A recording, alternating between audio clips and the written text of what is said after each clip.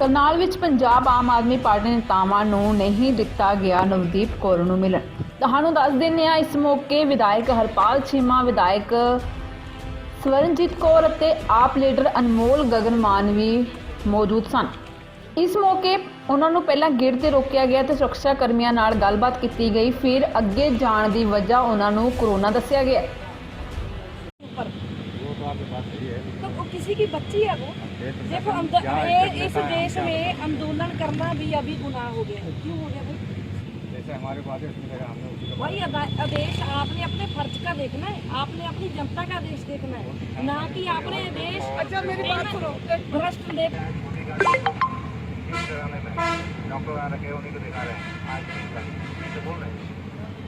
भाई जानबूझ के मत करो, मिलना है।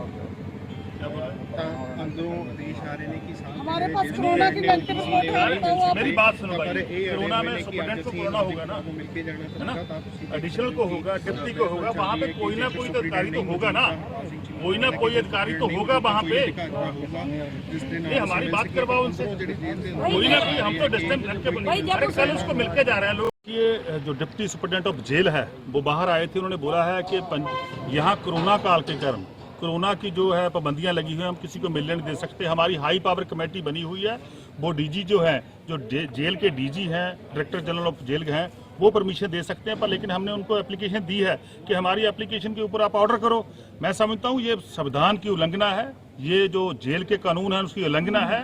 ये हमारा एक राइट है, हर एक आम आदमी का राइट है। कोई भी किसी डिटेनी को, कोई जेल में बंद है उसको, चाहे वो उसको सजा हुई है, चाहे उसका ट्रायल चल रहा, उसको मिल सकता है, उसकी फैमिली का मेंबर, उसकी फैमिली के बाहर से। क्योंकि उस बच्ची ने बोला है कि मेरे को टॉर्चर किया गया, मेरा शरीर का शोषण किया गया। ये बहुत गंभीर जो है एलिगेशन जो है वो हरियाणा पुलिस के खिलाफ है, खट्टर साहब के खिलाफ है। यहाँ मैं समझता हूँ मनुष्य अधिकारों का हरियाणा में, पूरे देश में बीजेपी की सरकार भले ही हो, हरियाणा में हो, खट्टर साहब की सरकार हो, मोदी साहब की सरकार हो, यहाँ मनुष्य के अधिकारों का हनन हो रहा है।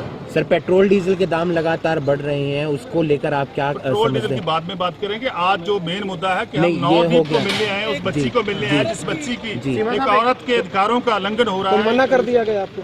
उन्होंने मना कर दिया गया। हम कल हाई कोर्ट में लगा हुआ, हम इसकी लीगल कार्रवाई करेंगे, क्योंकि हम नहीं चाहते कि कानून को तोड़ा जाए। हम बिल्कुल लीगल कार्रवाई करेंगे, इनके ऊपर करेंगे। जेल मैनुअल जो है उसकी धज्जियां उड़ाई जा रही है, जेल मैनुअल को बिल्कुल अनगौल किया जा रहा है, उसको बिल्कुल नहीं देखा जा रहा है। ऐसे लग रहा है कि यहाँ पे हिटलर का राज हो, जहाँ चुनी हुई लोकतंत्र की हत्या हो रही है। चीमा साहब एक पास कह रहे हैं कि दो ही मुलाकात।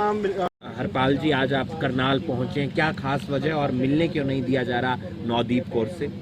देखिए, हमारे पंजाब के मुक्तसर की रहने वाली हमारी बच्ची नवदीप कौर, जो कि मैं समझता हूँ कि वो मजदूरों के अधिकारों के लिए लड़ती है, मजदूरों के अधिकारों के लिए जो पूरे देश में उसने संघर्ष शुरू किया हुआ है। और वो किसानों के संघर्ष में दिल्ली में, जहाँ सिंघू बॉर्डर, टिकरी बॉर्डर, वहाँ पे वो प्रोटेस्ट में शामिल थी। वहाँ से उसको उठा के उसके ऊपर बहुत सारे झूठे मनगढ़ंत जो केस है उसको डाले गए और उसको जेल में बंद किया गया। उसके ऊपर 3rd डिग्री टॉर्चर किया गया, उसके साथ उसका शारीरिक शोषण भी हुआ। उसने जो बोला है, उसका जो पिटीशन से सामने आया, उसके केसों से सामने आ रहा है। तो हम पंजाब के लोगों ने हमें ड्यूटी दी है, पंजाब के लोगों ने हमें ये बल बख्शा है कि हम पंजाब के लोगों की सुरक्षा करें। हमारी ड्यूटी बनती है, क्योंकि पंजाब के मुख्यमंत्री कैप्टन साहब बुरी तरह फेल हुए हैं। उन्होंने खट्टर साहब से बात करनी थी, उन्होंने हरियाणा के सीएम साहब से बात करनी थी और बात करके इस बच्ची को छुड़ाना था। पर लेकिन पंजाब के मुख्यमंत्री कैप्टन साहब अपनी ड्यूटी निभाने में असफल रहे और आम आदमी पार्टी का पूरा वफद हमारे साथ, सरबजीत कौर माणूके जी जो हमारे डिप्टी लीडर है पंजाब विधानसभा में, हमारे साथ गगन अनमोल मान जी जो हमारे यूथ विंग के वाइस प्रधान हैं, हम पहुंचे हैं उस बच्ची की आवाज़ सुनने के लिए, उस बच्ची के दर्द को देखने के लिए, ताकि हम अदालत में जहाँ भी हम पहुंच कर सके, वहाँ उसकी मदद कर सके। पर लेकिन हम यहाँ खड़े हैं, हमने अपनी एप्लीकेशन भेजी है प्रशासन को कि हम उस बच्ची को मिलना चाहते हैं, देखते हैं क्या करते हैं। हम यहाँ बैठे हैं, जब वो ऑर्डर करेंगे उसके बाद हम उस बच्ची को मिलके उनकी बेल रिजेक्ट हो रही है, तो आप किस तरीके से न्यायपालिका में उनका जो है साथ देने का प्रयास करेंगे? देखिए, नीचे से मेरे को तो ऐसा लगा कि उसकी बेल हो रही है। जहाँ रिजेक्ट भी होगी तो जहाँ रिजेक्ट करेगी कोर्ट, उसकी ऊपर वाली कोर्ट में हम उसको अपील करेंगे। जो नेक्स्ट कोर्ट है, अपीलेट कोर्ट है, उसमें हम अपील करेंगे। हमारा पूरा एक लीगल का एक वफद जो है उसके लिए डिप्यूट किया गया है हम उसकी पूरी लीगल मदद करेंगे। सर कैसे देखते हैं नवदीप के अलावा भी और ऐसे कई यूथ हैं, कई ऐसे लड़के हैं लड़कियां हैं जिन्हें आरोप लग रहे हैं कि उन्हें भी हिरासत में रखा गया है? बिल्कुल बिल्कुल, हम पूरे देश में जहां भी कोई भी बच्ची, कोई भी बच्चा, कोई भी हमारा युवा नेता, कोई भी हमारा नौजवान यहाँ भी इस आंदोलन की आड़ में, इस आंदोलन के मैं समझता हूँ ये इसको फेल करने के लिए बीजेपी और जो कांग्रेस है जो मिलकर इन बच्चों को पकड़ रहे हैं, उनके लिए हम लीगल मदद भी करेंगे, उनको कानूनी सहायता भी देंगे। हमारी दिल्ली की सरकार, अरविंद केजरीवाल जी, हमारे दिल्ली के मुख्यमंत्री अरविंद केजरीवाल जी, जितने भी लोग दिल्ली में तिहाड़ जेल में बंद हैं या कहीं और जेल में बंद है, वहाँ पे हम उसकी पूरी उनको जो है सहायता दे रहे हैं। तो सर पंजाब को कैसे देखते हैं, क्योंकि किसानों में भी गुस्सा है और जैसे चुनाव थे पीछे और आगे जो चुनाव है, क्योंकि किसान आंदोलन में किसानों में बहुत गुस्सा दिख रहा है, और कैसे देखते हैं पीएम मोदी और जो पूरी बीजेपी को? देखिए, देश का प्रधानमंत्री साहब मोदी साहब बुरी तरह फेल हो चुके हैं, बुरी तरह असफल हैं वो। आज देश का किसान, पूरे देश का किसान आज सड़कों पे है, दिल्ली के बॉर्डर पे है। क्या मांग कर रहा है कि 3 काले कानून जो किसानों की मौत के वारंट है उनको तुरंत रद्द किया जाए, और वो रद्द करने नहीं कर रहे, वो बार बार उनके फायदे गिना रहे हैं। पर लेकिन देश का किसान समझ चुका है, देश का किसान जान चुका है, देश का खेत मजदूर जान चुका है कि जो 3 काले कानून हैं, जो 3 काले कानून हैं उनके मौत के वारंट है, उनके फांसी का फंदा है। तो इसीलिए देश का प्रधानमंत्री, मैं समझता हूँ वो पूंजीपतियों के हाथों में बिक चुका है। देश का प्रधानमंत्री बड़े बड़े कॉर्पोरेटिव सेक्टर के अदारे हैं उनमें बिक चुका है और आम जनता को मरने के लिए मजबूर कर रहा है। सो ये देश का किसान जब खड़ा होगा, क्योंकि देश जो है वो किसानों के ऊपर निर्भर करता है। देश में सबसे, पूरे देश में एक ही नारा लगता है कि देश, हिंदुस्तान जो भारत जो देश है ये खेती बाड़ी पर चलता है, ये एग्रीकल्चर बेस्ड देश है। सो इस देश को जब एग्रीकल्चर सिस्टम को आप तबाह कर दोगे, देश कैसे बचेगा? तो आज ऐसे लग रहा है कि देश में बीजेपी की सरकार में पूरे हिटलर की जो है, हिटलर की आत्मा प्रवेश कर गई है। वो किसी को सुनते नहीं है, किसी की बात नहीं करते।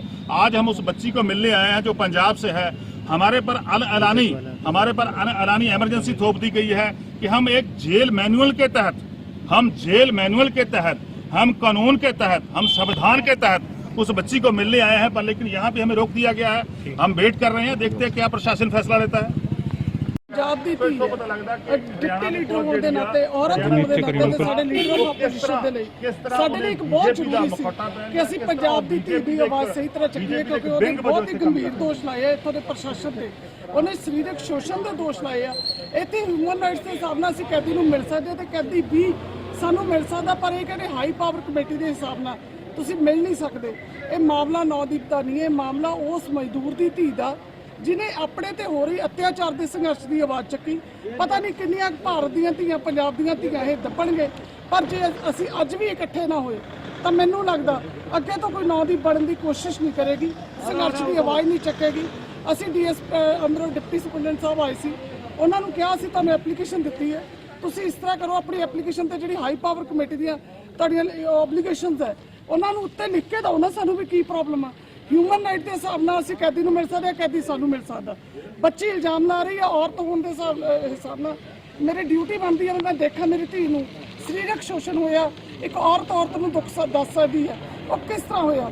ਪਰ ਮੈਨੂੰ ਲੱਗਦਾ ਬੀਜੇਪੀ ਦੀ ਸਰਕਾਰ, ਖੱਟੜ ਸਰਕਾਰ, ਧੀਆਂ ਕਿਸਾਨਾਂ ਦੀ ਆਵਾਜ਼ ਦਬਾਉਣ ਦੇ ਨਾਲ ਇਸ ਸਮੇਂ ਧੀਆਂ ਦੀ ਆਵਾਜ਼ ਦਬਾਉਣ ਦੇ ਵਿੱਚ ਵੀ ਮਾਹਿਰ ਹੈ।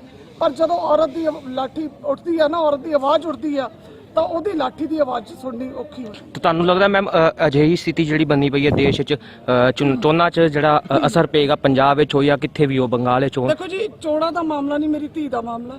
ਜੇ ਆਪਾਂ ਕਹੀਏ ਹੁਣ ਪਿੱਛੇ ਜੋ ਚੋਣਾਂ ਹੋ ਕੇ ਹਟੀਆਂ, ਉਦੋਂ ਪਹਿਲਾਂ ਅਕਾਲੀ ਦਲ ਨੇ ਬੜੀਆਂ ਜਿੱਤ ਦੇ ਡੰਕੇ ਵਜਾਏ ਸੀ, 17 ਚ ਮੂੰਹ ਡਿੱਗ ਪਏ। ਜਿਹੜਾ ਜਿੰਨਾ ਅਤਿਆਚਾਰ ਕਰੇਗਾ ਉਹਦੀ ਆਵਾਜ਼ ਬੇਸ਼ੱਕ ਜਨਤਾ ਸਿੱਧੀ ਤਰ੍ਹਾਂ ਨਾ ਬੋਲੇ, ਪਰ परमात्मा ने कर देर आंदे। मैम, 1 नंबर अरेस्ट किया गया, किस तरीके से देखते हैं किसान आंदोलन के बीच ये कड़ियां देखने को मिल रही हैं? देखो, ਜਿਹੜਾ ਦਿਸ਼ਾ ਰਵੀ ਦੀ ਆਪਾਂ ਗੱਲ ਕਰੀਏ, ਦਿਸ਼ਾ ਰਵੀ ਇਹ ਦੇਸ਼ ਦਾ ਲੋਕਤੰਤਰ ਇੰਨਾ ਕਮਜ਼ੋਰ ਹੈ ਕਿ ਇੱਕ ਕੁੜੀ ਦੇ ਟਵੀਟ ਤੋਂ ਹੀ ਡਰ ਗਿਆ। ਦਿਸ਼ਾ ਰਵੀ ਇੱਕ ਬੱਚੀ ਹੈ ਜਿਹਨੂੰ ਚੱਕ ਕੇ ਇਹਨਾਂ ਨੇ ਜੇਲ੍ਹ ਦੇ ਵਿੱਚ ਸੁੱਟਿਆ। ਇੱਥੇ ਨੌਦੀਪ ਨੂੰ ਰੱਖਿਆ ਹੋਇਆ ਕਰਨਾਲ ਜੇਲ੍ਹ ਦੇ ਵਿੱਚ। ਮੈਨੂੰ ਸਮਝ ਨਹੀਂ ਆਉਂਦੀ ਵੀ ਇਹ ਬੇਟੀ ਬਚਾਓ ਬੇਟੀ ਪੜ੍ਹਾਓ ਦਾ ਕਿਹੜਾ ਨਾਰਾ ਬੀਜੇਪੀ ਸਰਕਾਰ ਨੇ ਮਾਰਿਆ ਸੀ, ਜਿਹਦੇ ਵਿੱਚ ਕੁੜੀਆਂ ਨੂੰ, ਇਹ ਨੌਜਵਾਨ ਕੁੜੀਆਂ ਅੱਜ ਜੇ ਬੋਲਦੀ ਆ, ਇੰਨਾ ਕਮਜ਼ੋਰ ਪ੍ਰਧਾਨ ਮੰਤਰੀ ਇਸ ਦੇਸ਼ ਦਾ ਵੀ ਇੱਕ ਕੁੜੀ ਦੀ ਆਵਾਜ਼ ਤੋਂ ਡਰ ਗਿਆ। ਇੱਕ ਮਜ਼ਦੂਰ ਦੀ ਬੇਟੀ ਨੂੰ, ਜਿਹੜਾ ਬੰਦਾ ਖੁਦ ਮਜ਼ਦੂਰ ਸੀ, ਚਾਹ ਵੇਚਦਾ ਸੀ, ਉਹਨੇ ਲੋਕਾਂ ਨੂੰ ਲੱਗਦਾ ਸੀ ਵੀ ਮਜ਼ਦੂਰ ਨੂੰ ਪ੍ਰਧਾਨ ਮੰਤਰੀ ਬਣਾਉਣੇ ਆ ਤੇ ਇਹਨੇ ਕੱਲ ਨੂੰ ਸਾਡੇ ਹੱਕ 'ਚ ਖੜਨਾ, ਪਰ ਉਹ ਬੰਦਾ ਜਾ ਕੇ ਵੱਡੇ ਵੱਡੇ ਪੂੰਜੀਪਤੀਆਂ ਦੇ ਹੱਕਾਂ 'ਚ ਖੜਿਆ ਤੇ ਮਜ਼ਦੂਰਾਂ ਦੀਆਂ ਕੁੜੀਆਂ ਨੂੰ ਉਹਨੇ ਜੇਲ੍ਹ 'ਚ ਸੁੱਟਤਾ ਚੱਕ ਕੇ, ਮਜ਼ਦੂਰਾਂ ਦੇ ਬੱਚਿਆਂ ਨੂੰ ਆਪਸ 'ਚ ਦੋਫਾੜ ਕਰਤਾ, ਮਜ਼ਦੂਰਾਂ ਦੇ ਬੱਚਿਆਂ ਉੱਤੇ ਟੌਰਚਰ ਕਰ ਰਿਹਾ। ਸੋ ਐਸੇ ਪ੍ਰਧਾਨ ਮੰਤਰੀ ਜਿਹੜਾ ਇੱਕ ਛੋਟੀਆਂ 20-22 ਸਾਲ ਦੀਆਂ ਕੁੜੀਆਂ ਤੋਂ ਡਰ ਰਿਹਾ, ਅਸੀਂ ਉਹਦੇ ਬਾਰੇ ਕੀ ਸ਼ਬਦ ਬੋਲੀਏ। ਅੱਜ ਅਸੀਂ ਇੱਥੇ ਜੇਲ੍ਹ ਦੇ ਬਾਹਰ ਖੜੇ ਆ, ਸਾਡਾ ਸੰਵਿਧਾਨਕ ਹੱਕ ਆ ਕੁੜੀ ਨੂੰ ਮਿਲਣਾ। ਅਸੀਂ ਤੇ ਇੱਕ ਪਾਰਟੀ ਨੂੰ ਬਿਲੋਂਗ ਕਰਦੇ ਆ, ਜੇ ਇੱਕ ਆਮ ਬੰਦਾ ਵੀ ਐਪਲੀਕੇਸ਼ਨ ਲੈ ਕੇ ਆਉਂਦਾ ਤਾਂ ਉਹਦਾ ਹੱਕ ਆ ਕਿ ਉਹ ਜਾ ਕੇ ਜੇਲ੍ਹ ਦੇ ਕੈਦੀ ਨੂੰ ਮਿਲ ਸਕਦਾ, ਪਰ ਨਾ ਤੇ ਪਤਾ ਨਹੀਂ ਉਹ ਕੁੜੀ ਉੱਤੇ ਉਹ ਕੁੜੀ ਇਲਜ਼ਾਮ ਜਿਹੜੇ ਬਾਹਰ ਆ ਰਹੇ ਨੇ ਕਿ ਸਰੀਰਕ ਸ਼ੋਸ਼ਣ ਦੇ, ਕਿਉਂ ਡਰ ਰਹੇ ਨੇ ਇਹ? ਕਿਉਂ ਨਹੀਂ ਉਹ ਕੁੜੀ ਨਾਲ ਕਿਸੇ ਦੀ ਵਾਰਤਾਲਾਪ ਕਰਨ ਦਿੰਦੇ? ਕੀ ਤੁਹਾਨੂੰ ਡਰ ਆ ਕਿ ਤੁਹਾਡੀਆਂ ਪੋਲਾਂ ਖੋਲ ਦੂਗੀ ਜੇ ਅਸੀਂ ਮਿਲਣ ਗਏ? ਕੀ ਤੁਹਾਨੂੰ ਇਹ ਡਰ ਆ ਵੀ ਜਿਹੜਾ ਅੰਦਰੋਂ ਤੇ ਤੁਸੀਂ ਟੌਰਚਰ ਕੀਤਾ ਉਹ ਸਾਡੇ ਸਾਹਮਣੇ ਆ ਜਾਊਗਾ? ਸੋ ਗੱਲ ਇਹ ਆ ਵੀ ਇਹ ਮਰੇ ਹੋਏ ਲੋਕਤੰਤਰ, ਇਹ ਗੁੰਡਾਗਰਦੀ ਵਾਲੀਆਂ ਸਰਕਾਰਾਂ, ਇਹ ਹਰਿਆਣੇ ਦੀ ਰੱਦੀ ਸਰਕਾਰ, ਖੱਟੜ ਸਰਕਾਰ, ਮੈਂ ਤੇ ਇਹੋ ਜਿਹਾ ਜ਼ਾਲਮ ਬੰਦਾ ਹੀ ਨਹੀਂ ਵੇਖਿਆ ਜਿਹੜਾ ਇਸ ਤਰੀਕੇ ਔਰਤਾਂ ਤੇ ਤਸ਼ੱਦਦ ਕਰ ਰਿਹਾ। ਇਹੋ ਜਿਹਾ ਬੁਜ਼ਦਲ ਇਨਸਾਨ ਨਹੀਂ ਵੇਖਿਆ। ਤੈਨੂੰ ਔਰਤ ਨੇ ਜਨਮ ਦਿੱਤਾ। ਮੈਂ ਕਹਿੰਦੀ ਆ, ਮੈਂ ਉਹ ਪੁਲਿਸ ਮੁਲਾਜ਼ਮਾਂ ਨੂੰ ਕਹਿੰਦੀ ਆ ਜਿਹੜੇ ਲੀਡਰਾਂ ਦੀ ਮੰਨਦੇ ਨੇ ਵੀ ਭਰਾਵੋ ਜਿਹੜੀਆਂ ਵਰਦੀਆਂ ਤੇ ਤਨਖਾਹਾਂ ਇਹ ਲੋਕ ਦਿੰਦੇ ਨੇ, ਇਹ ਲੀਡਰ ਨਹੀਂ ਦਿੰਦੇ। ਲੀਡਰਾਂ ਦੇ ਵੀ ਸਾਰਾ ਜਿਹੜੇ ਲੋਕ ਟੈਕਸ ਭਰਦੇ ਉੱਥੇ ਹੀ ਆਉਂਦੇ। ਜਦੋਂ ਤੁਸੀਂ ਵਰਦੀ ਪਾਉਂਦੇ ਹੋ ਨਾ, ਸੰਵਿਧਾਨ ਦੀ ਸਹੁੰ ਖਾਂਦੇ ਹੋ ਤੇ ਲੋਕਾਂ ਦੀ ਸੇਵਾ ਕਰਨ ਦੀ ਸਹੁੰ ਖਾਂਦੇ ਹੋ। ਜੇ ਲੀਡਰ ਦਾ ਗਲਤ ਦੇਸ਼ ਆਉਂਦਾ ਚੈਲੰਜ ਕਰੋ ਕਿ ਅਸੀਂ ਨਹੀਂ ਮੰਨਦੇ, ਅਸੀਂ ਨਹੀਂ ਮੰਨਦੇ ਕਿਸੇ ਲੀਡਰ ਦੀ, ਅਸੀਂ ਲੋਕਾਂ ਦੀ ਸੁਣਾਂਗੇ। ਸੋ ਅੱਜ ਦਿਲ ਦੁਖਦਾ ਵੀ ਉਹ ਕੁੜੀ ਪਤਾ ਨਹੀਂ ਅੰਦਰ ਕਿਸ ਹਾਲ 'ਚ ਬੈਠੀ ਹੋਣੀ, ਅੰਦਰੋਂ ਕਿਵੇਂ ਉਹ ਤੇ ਜ਼ੁਲਮ ਢਾਇਆ ਹੋਣਾ, ਕਿਵੇਂ ਤਸ਼ੱਦਦ ਢਾਇਆ ਹੋਣਾ। ਦਿਲ ਚੀਰ ਕੇ ਬਾਹਰ ਆਉਂਦਾ, ਉਹਨੂੰ ਦੇਖਣ ਨੂੰ ਜੀ ਕਰਦਾ ਸੀ, ਮੇਰੀ ਭੈਣ ਨੂੰ ਗੱਲ ਨਾਲ ਲਾਉਣ ਨੂੰ ਜੀ ਕਰਦਾ ਸੀ। ਜਿਹਨੇ ਮਜ਼ਦੂਰ ਦੀ ਕੁੜੀ ਨੇ ਪ੍ਰੋਟੈਸਟ ਕੀਤਾ, ਮੇਰਾ ਸਲਾਮ ਆ, ਅਸੀਂ ਸਲੂਟ ਕਰਦੇ ਹਾਂ ਨੌਦੀਪ ਨੂੰ। ਤੇ ਬਾਹਰ ਆਊਗੀ ਮੇਰੀ ਭੈਣ ਨੂੰ ਅਸੀਂ ਘੁੱਟ ਕੇ ਹੱਕ ਨਾਲ ਲਾਵਾਂਗੇ ਤੇ ਸਖਤ ਨਿੰਦਾ ਕਰਦੇ ਅਸੀਂ ਇਹਨਾਂ ਸਰਕਾਰਾਂ ਦੀਆਂ ਜਿਹੜੀਆਂ ਇੱਕ ਕੁੜੀ ਦੀ ਆਵਾਜ਼ ਤੋਂ ਡਰਦੀਆਂ ਨੇ, ਬੁਜ਼ਦਿਲ ਸਰਕਾਰਾਂ।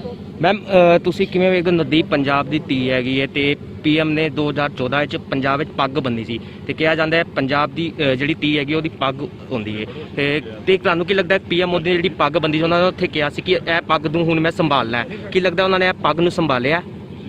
ਦੇਖੋ ਜੀ, ਇਹਨੇ ਜਿੱਥੇ ਵੀ ਇਹ ਜਾਂਦਾ ਉੱਥੇ ਉਸ ਧਰਮ ਦੇ ਚਿੰਨ੍ਹ ਰੱਖਦਾ। ਜੇ ਮੁਸਲਮਾਨਾਂ 'ਚ ਜਾਊ ਤਾਂ ਇਹਨੇ ਉਹ ਧਰਮ ਨੂੰ ਅਪਣਾ ਲੈਣਾ, ਜੇ ਸਿੱਖਾਂ 'ਚ ਜਾਊ ਇਹਨੇ ਉਹ ਧਰਮ ਨੂੰ ਅਪਣਾ ਲੈਣਾ, ਕਿਉਂਕਿ ਵਿਕਾਸ ਤੇ ਇਹਨਾਂ ਸਰਕਾਰਾਂ ਕੋਲੇ ਕੋਈ ਹੈ ਨਹੀਂ ਵੀਰ। ਇਹਨਾਂ ਨੇ ਕੀ ਕਰਨਾ, ਧਾਰਮਿਕ ਚਿੰਨ੍ਹਾਂ ਨੂੰ ਅਪਣਾ ਕੇ ਹੀ। ਜੇ ਤੂੰ ਸਾਡੀ ਪੱਗ ਰੱਖੀ ਸੀ ਤੇ ਪੱਗ ਦੀ ਲਾਜ ਇਹਨੇ ਅੱਜ ਉੱਥੋਂ ਪਤਾ ਲੱਗਦਾ ਨਾ ਜਦੋਂ ਸਾਡੇ 2-6 ਫੁੱਟ ਦੇ ਜਵਾਨ ਸ਼ਹੀਦ ਹੋ ਕੇ ਪੰਜਾਬ ਨੂੰ ਆਉਂਦੇ ਆ, ਕਿਵੇਂ ਉਹਨਾਂ ਦਾ ਪਿਓ ਮੋਢਿਆਂ ਤੇ ਲਾਸ਼ ਚੱਕਦਾ, ਉਹਨਾਂ ਦੀ 6 ਫੁੱਟੇ ਪੁੱਤ ਦੀ ਆਪਦੀ। ਇਹ ਮੋਦੀ ਨਹੀਂ ਸਮਝ ਸਕਦਾ ਕਿ ਉਹ ਲਾਸ਼ ਦਾ ਭਾਰ ਕਿੰਨਾ ਹੁੰਦਾ। ਕਿਸ ਤਰੀਕੇ ਅੱਜ ਪੰਜਾਬ ਆ ਜਿਹੜਾ ਕਿਵੇਂ ਸਲਫਾਸ ਦੀਆਂ ਗੋਲੀਆਂ ਖਾ ਰਿਹਾ, ਜ਼ੁਲਮ ਚੱਲ ਰਿਹਾ।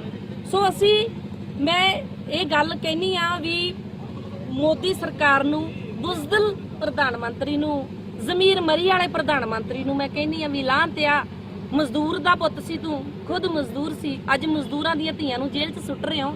ਬੁਜ਼ਦਲੋ, ਪਾਣੀ 'ਚ ਨੱਕ ਡਬੋ ਕੇ ਮਰ ਜਾਓ ਬੁਜ਼ਦਲੋ। ਜਿਹੜੇ ਤੁਸੀਂ ਧੀਆਂ ਨੂੰ, ਨੌਦੀਪ ਨੂੰ, ਮਜ਼ਦੂਰ ਦੀ ਧੀ ਨੂੰ ਜੇਲ੍ਹ 'ਚ ਸੁੱਟ ਰਹੇ ਹੋ ਨਾ, ਤੁਹਾਡਾ ਅੰਤ ਆ ਗਿਆ, ਅੰਤ ਆ ਗਿਆ ਤੁਹਾਡਾ। ਦੇਖਿਓ ਤੁਸੀਂ ਮਰੋਗੇ।